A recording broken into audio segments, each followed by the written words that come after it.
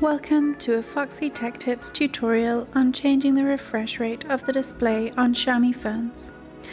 If you find this video helpful, please consider subscribing to my channel and liking the video. By changing to a lower refresh rate, it uses less battery.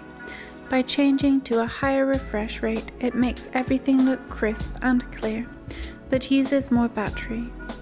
To change the refresh settings on your Xiaomi phone, open up the Settings app. In Settings, select Display.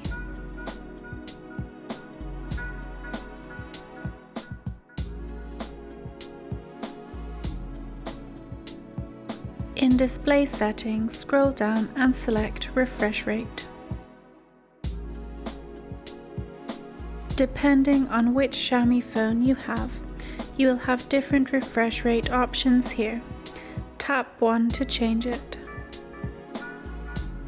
And that draws an end to this tutorial. Please like the video if you found it helpful, and subscribe to Foxy Tech Tips for more Xiaomi and MIUI tips and tricks.